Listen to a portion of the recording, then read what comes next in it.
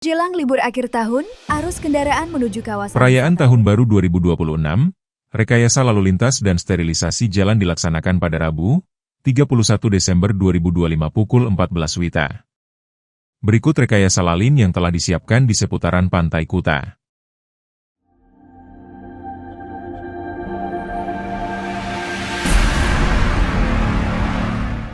Menjelang libur akhir tahun, arus kendaraan menuju kawasan wisata Kuta mengalami peningkatan yang signifikan.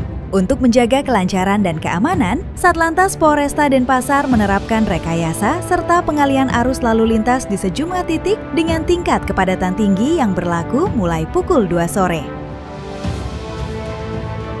Pengamanan lalu lintas dibagi menjadi dua wilayah utama, yaitu area selatan dan area utara.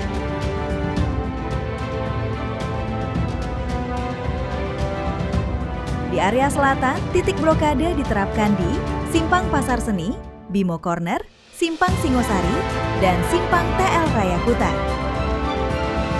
Sementara di area utara, pengalihan arus diberlakukan di Simpang Sidoy, Legian Patimura, Mataram Patimura, serta Pati Jelantik Dewi Sri.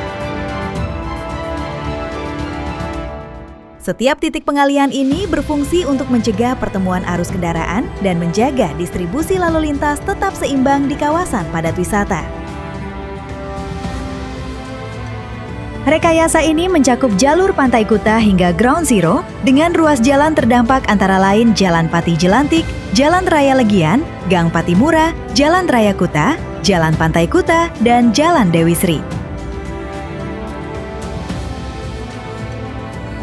Pada area Jalan Pantai Kuta ini ditetapkan sebagai jalur steril dengan akses kendaraan ditutup sementara untuk kelancaran dan keselamatan.